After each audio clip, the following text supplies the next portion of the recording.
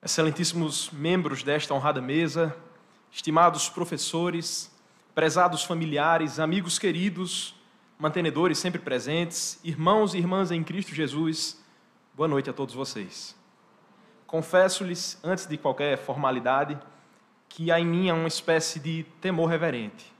Me sinto como algo de maneira parecida com aquilo que Moisés sentiu diante da sarça ardente, mas sem a sarça e sem nada ardente. Talvez esse momento me traga esse temor porque há uma sublime missão aqui. Estou representando toda uma turma, não me sinto mais apto para uma situação como essas. E, na verdade, sei que não há uma pessoa que se sentiria talvez apta o bastante a representar ou ser porta-voz da sua turma, de todos os seus amigos e irmãos de uma longa caminhada. Mas há uma alegria que desafia o medo.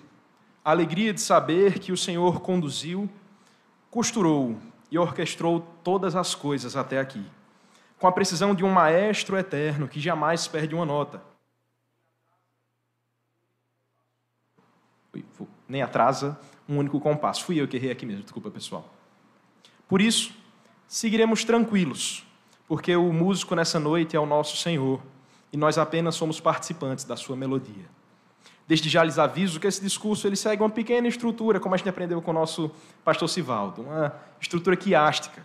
É um pequeno sanduíche retórico. Aproximadamente 5 camadas aqui, cujo recheio mais denso, mais complexo e mais apimentado é o próprio pastor Sivaldo.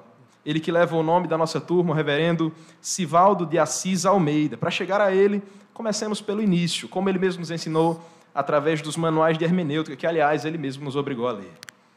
Me dirijo primeiramente aos nossos queridos familiares, sobretudo às nossas esposas e Hortência. Ela é a última das esposas, ela ainda não casou, no caso, com o nosso irmão Adib. Vocês vão ficar sabendo disso em breve. Aos nossos filhos e filhas que foram chegando aos longos desses 4 anos, esta conquista também tem as digitais de vocês. Cada café preparado às pressas, cada madrugada estendida, cada domingo em que a família percebeu que o seminarista, já verdade, já era também um pastor, antes mesmo de ser ordenado. Vocês foram abrigo quando a alma cansava, e território seguro quando a teologia parecia pesar mais do que iluminar. Aos amigos amados, aos nossos pastores locais, aqueles que nos enviaram, acompanharam, nos sustentaram, aos presbitérios que enviaram e investiram em nós, e especialmente aos nossos mantenedores, anônimos ou conhecidos, vocês que acreditaram que investir em seminaristas é investir no reino, muito obrigado. Em cada aula, em cada livro, em cada refeição, no refeitório ou fora dele, cada impressão de trabalho às pressas ou na madrugada, havia de alguma forma a mão de vocês também. De maneira especial, as congregações presbiterianas, as igrejas do Recife, que também nos receberam, acolheram, cuidaram e amaram, as UMPs locais que tanto nos abraçaram, que o Senhor lhes guarde em sua mão. Levaremos lembranças, ensinos e marcas de vocês para o nosso ministério. Inclusive, se por acaso algum de nós deixou de agradecer durante este percurso, perdoe-nos. Às vezes estávamos tão ocupados decifrando grego, hebraico, latim ou mesmo calvino que esquecemos de decifrar a nossa própria vida. Aos nossos docentes, professores, mestres, se hoje somos minimamente melhores do que quando chegamos a esta casa, é porque fomos moldados por homens de muito mais experiência, muito mais piedade, muito mais sabedoria do que nós. Fomos ensinados não apenas pelos livros que foram recomendados, não apenas pelas aulas, ideias, hipóteses ou teorias, mas por suas vidas. Vidas que exalam a fé, ilustram a doutrina, traduzem o evangelho em palavras e atitudes. Fomos ensinados pelo exemplo, pela firmeza, pela serenidade, pela piedade de vocês. Pelo amor à palavra, aquele amor que se demonstra não somente por volume de voz, mas pela profundidade do coração. Aos colaboradores do Seminário Presbiteriano do Norte, tanto no campus principal ou no internato Samuel Falcão, ou mesmo no edifício Natanael Cortez, o prédio dos casados, na portaria, na administração, na secretaria, na biblioteca, na manutenção, na cozinha ou na limpeza. Nosso profundo respeito e gratidão a cada um de vocês. Do porteiro ao doutor, todos, absolutamente todos, foram parte dessa obra formativa, parte dessa jornada. E por falar nisso, o nosso doutor, o nosso prefeito, muito bem já nos lembrou diversas vezes. Ninguém faz nada sozinho. Pois é, nem nós, especialmente no ministério.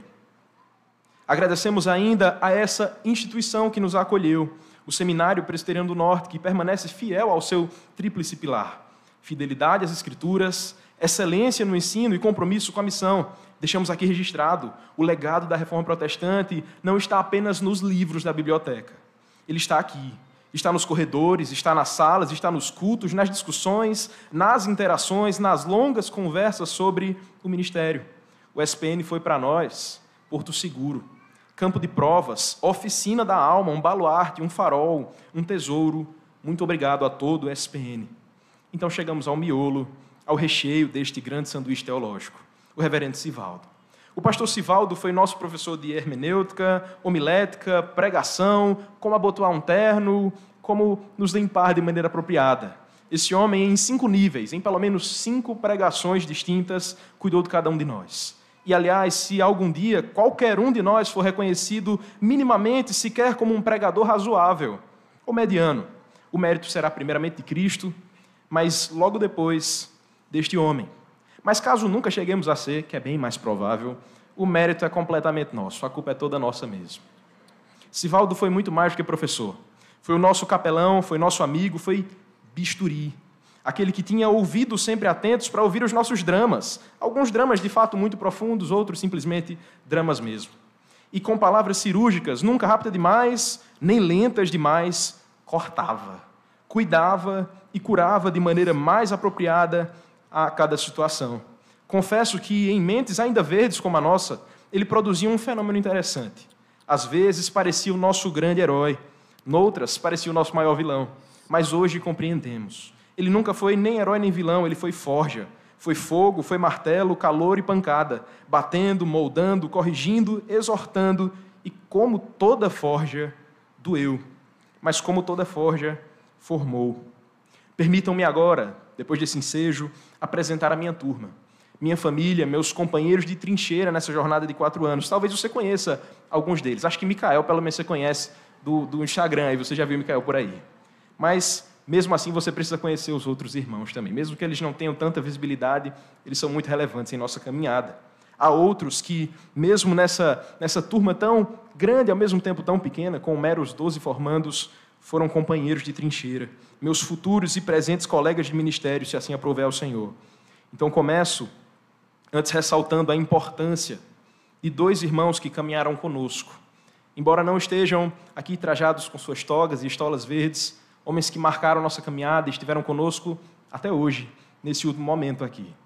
Louvamos a Deus pela vida, primeiramente, do gracioso Melk Marlon, com seu cuidado pastoral, que servia como um toque mágico na nossa vida. Ele pastoreava o nosso coração, mesmo nos dias mais carregados, nos lembrando do valor da palavra de Deus. Lembramos também do nosso amado presbítero Esdras Reuel, que você já ouviu nessa noite aqui. Esdras sempre esteve conosco e sempre nos surpreendia com o seu altíssimo nível acadêmico e o seu rigor intelectual.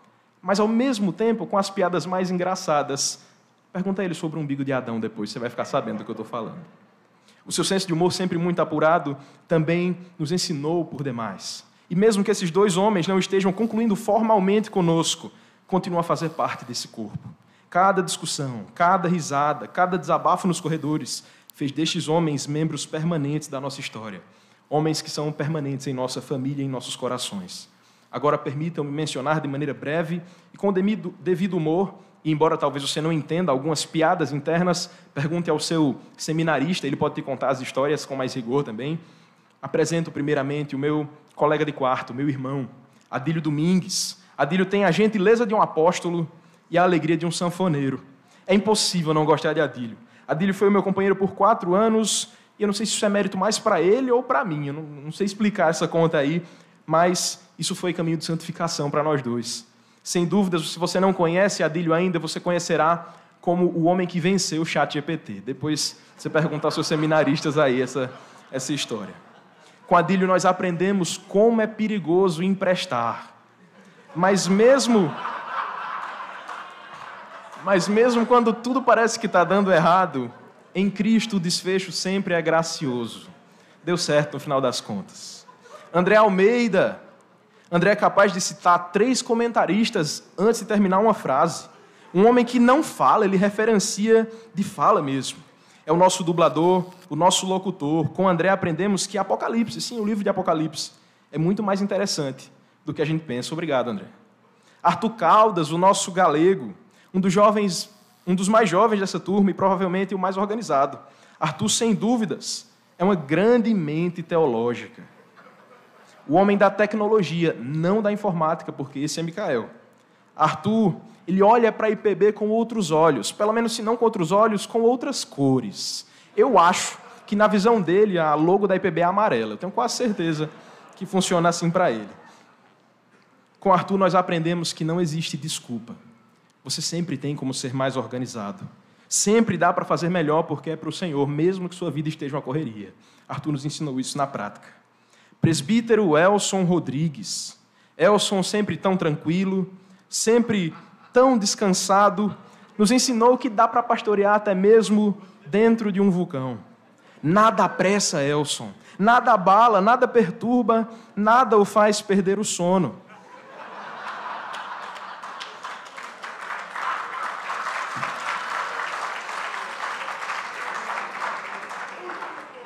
Com Elson, nós aprendemos, sem dúvidas, a descansar no Senhor nosso Deus. Gilmar Rodrigues. Seu Gilmar não foi efetivamente dos nossos, não entrou com a nossa turma, mas pela graça de Deus está deixando o seminário. Com Gilmar aprendemos que sim, mesmo que a jornada pareça infinita, a jornada um dia chega ao fim. Gilmar venceu. José Fernando Cavalcante. Fernando é também dos mais jovens da nossa turma. É o nosso Cristiano Ronaldo. Vocês viram aí pela comemoração dele. Foco, disciplina e bom humor são as principais marcas desse meu irmão. Com Fernandinho aprendemos que é preciso cuidar da mente, estudando ao máximo, mas também do corpo. Afinal, não adianta orar pedindo saúde a Deus e comer miojo, né, dele? Não funciona dessa maneira. Caio Trindade. Caio é intensidade, é o nosso corintiano sofredor. E falando em Coríntios, se Paulo tivesse um estagiário hoje em dia, eu creio que seria Caio.